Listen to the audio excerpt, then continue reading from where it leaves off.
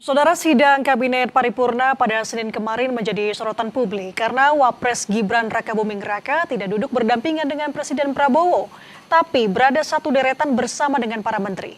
Pihak istana bilang penempatan kursi Wapres saat sedang sidang Kabinet hanyalah kebutuhan teknis saja. Ada yang berbeda dalam sidang Kabinet Paripurna yang digelar di Istana Negara Senin kemarin. Kursi Wapres Gibran Rakabuming tidak di sebelah Presiden Prabowo Subianto.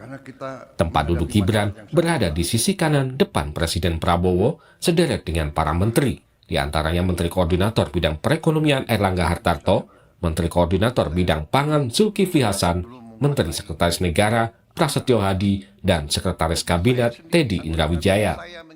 Berbeda dengan sidang Kabinet Paripurna yang digelar pada Jumat 13 Maret 2026 lalu di lokasi yang sama.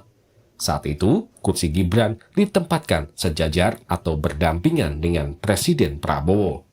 Soal posisi letak duduk kursi Wapres, Menteri Sekretaris Negara Prasetyo Hadi menyebut sebagai kebutuhan teknis saja. Perhatikan adalah Bapak Presiden berada di tengah-tengah, dan kalau yang dipertanyakan adalah posisi dari Bapak Wakil Presiden. Kalau menurut kami ini hanya masalah kebutuhan teknis semata, tidak ada hal-hal lain yang mungkin perlu dikhawatirkan. Yang paling penting justru bagaimana secara substantif apa yang disampaikan oleh Bapak Presiden pada seluruh jajaran adalah memberikan penilaian, memberikan evaluasi, menyampaikan prestasi-prestasi Kabinet Merah Putih yang... Hal senada disampaikan Kepala Badan Komunikasi Pemerintah RI M. Kodari. Kodari menjelaskan persoalan tempat duduk merupakan masalah teknis, tidak berkaitan dengan posisi maupun kewenangan konstitusional Wapres. Dalam rilis Badan Komunikasi Pemerintah, Kodari bilang, posisi duduk pada sidang Kabinet Paripurna kemarin mengikuti format taklimat Presiden ke seluruh anggota sidang Kabinet Paripurna, bukan format rapat yang menempatkan Presiden dan Wakil Presiden berdampingan. Kodari juga menepis anggapan posisi duduk tersebut mencerminkan adanya perubahan dalam kedudukan Wakil Presiden. Tim Liputan, Kompas TV. Saudara, di masa kepemimpinan Presiden ke-7 RI Joko Widodo, posisi duduk Presiden Jokowi dan Wapres Ma'ruf Amin saling bersebelahan saat menggelar rapat kabinet. Sama halnya saat Jokowi memimpin bersama dengan Wapres Yusuf Kala di periode 2014-2019. Dan saudara, aturan protokoler posisi duduk Presiden dan Wapres diatur dalam Undang-Undang Nomor 9 Tahun 2010 tentang keprotokoleran.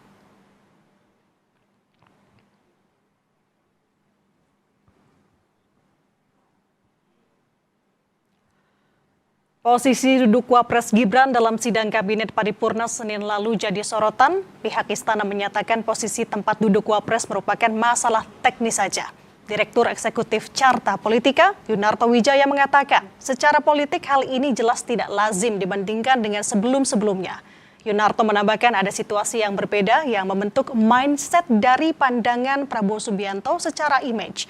Sementara Wakil Ketua Umum Golkar Ahmad Doli Kurnia menilai hal itu merupakan suatu yang biasa saja.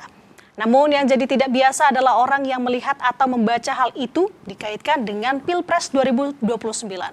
Berikut analisis yang untuk Anda, Saudara. Ini benar masalah teknis atau ada kekhawatiran yang lebih mendalam dari masalah atau kira-kira dengan posisi duduk ini? Iya, pertama saya ingin bahas dulu secara tata negara ya.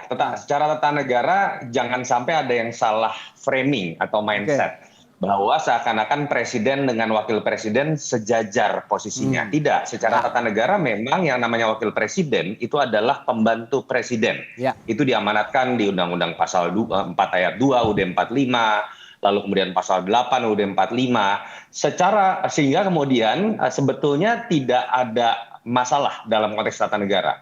Yang kedua, kalau kita bicara secara protokol, tadi Kompas juga sudah menggambarkan ada undang-undang yang menjelaskan ini secara khusus. Undang-Undang Nomor 9 Tahun 2010 tentang keprotokolan. Tidak juga disebutkan secara eksplisit bagaimana larangan bahwa seorang wakil presiden bisa ditempatkan tidak berdampingan. yang diatur adalah misalnya kalau dianggap melanggar, kalau berdampingan misalnya presiden harus sebelah kanan, bukan sebelah kiri misalnya. Atau kemudian ketika dipasang dalam sebuah banner atau poster, dia kemudian posisinya ada yang lebih rendah. Atau misalnya ada lambang negara, itu tidak boleh lambang negaranya sederajat. Itu harus ada di atas presiden dan wakil presiden. Di luar itu tidak ada pelanggaran menurut saya. Tetapi kalau ditanya secara politik, ini kan jelas tidak lazim dibandingkan dengan yang kita lihat sebelum-sebelumnya. Bukan hanya dalam konteks Prabowo Gibran, tapi dalam konteks misalnya Jokowi Ma'ruf, atau kita bicara misalnya Jokowi JK. Memang ini tidak biasa tontonan seperti ini. Ditambah memang kenapa sih ini menjadi heboh? Buat saya simple, ada situasi yang berbeda yang membentuk mindset dari pasangan Prabowo Gibran secara image. Pasangan ini kan bukan dilihat sebagai Prabowo dengan Gibran, sorry ya, ini adalah bergabungnya kekuatan antara Prabowo dengan Jokowi yang diwakili oleh Gibran. Sehingga ketika ada isu-isu mengenai miskomunikasi, jarang diajak, lalu kemudian rapat posisinya berbeda tempat duduknya, orang mengkaitkannya bukan sekedar isu mengenai Gibran dengan Prabowo, tapi kemudian muncul isu yang lebih besar, keretakan isu Prabowo dengan Jokowi, ini yang membuat isunya menjadi besar. Itu yang menyebabkan menurut saya sudahilah isu mengenai duit tunggal.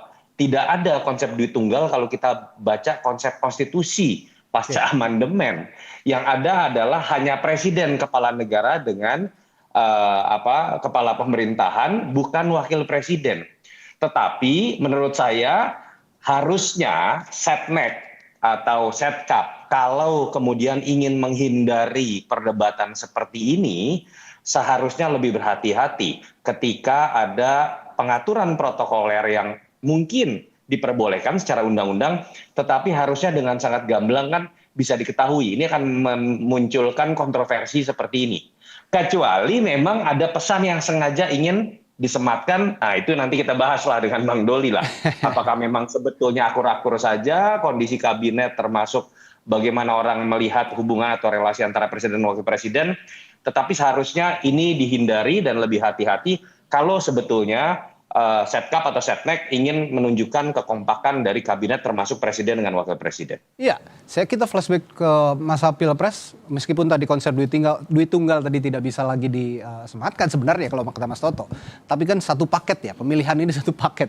Dan yang duduk di di istana biasanya juga disandingkan dalam satu paket. Saya ke Bang Doli kalau begitu.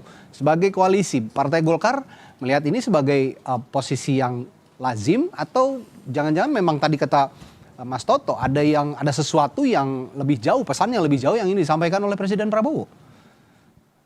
Ya, saya melihatnya ini sesuatu yang biasa saja ya. Apalagi kemudian pihak istana kan sudah memberikan penjelasan bahwa ini soal teknis, di mana memang semua dalam tanda petik pembantu presiden, yang tadi juga sudah ditegaskan bahwa pembantu presiden itu termasuk wakil presiden, menteri-menteri, atau Menko, menteri yang lain-lain ya, untuk memberikan kesempatan fokus menjelaskan apa yang menjadi kinerja dari kabinet yang dilakukan oleh Pak Presiden gitu.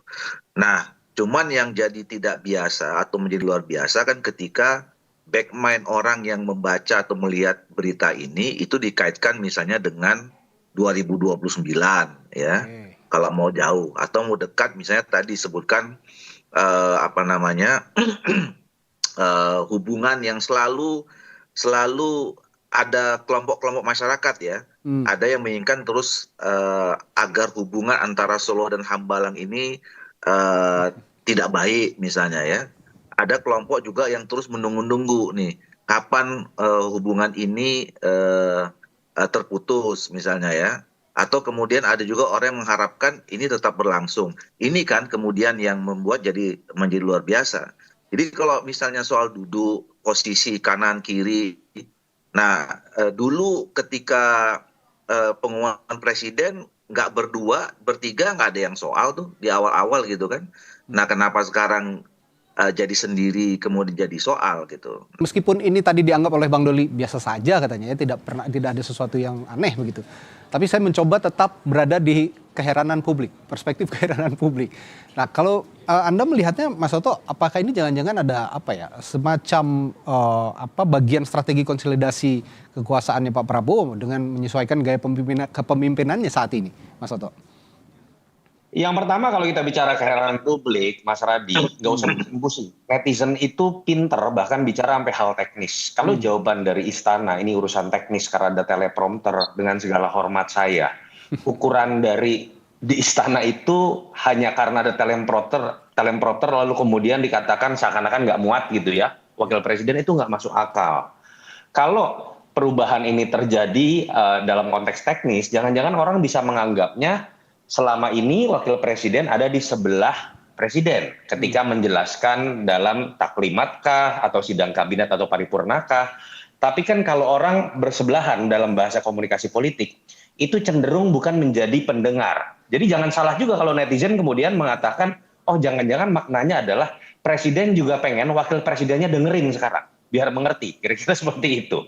Yang kedua, kalau terkait dengan isu yang lebih besar, misalnya terkait dengan konsolidasi politik, sebetulnya isu ini menjadi lebih sensitif, itu dimulai bukan dengan kejadian hari ini, tetapi rentetan peristiwanya itu kan orang mengkaitkan kemudian dengan safari politik Pak Jokowi, atau kemudian suara dari politikus PSI, atau kemudian barisan relawan Gibran, yang sudah berbicara 2029 mengenai bahkan Pak Jokowi sendiri yang menyatakan sudah mendukung, bahasa saya ya, bukan mendukung saja, artinya seakan-akan meng-fait accompli Presiden untuk mengambil lagi Gibran menjadi Wakil Presiden.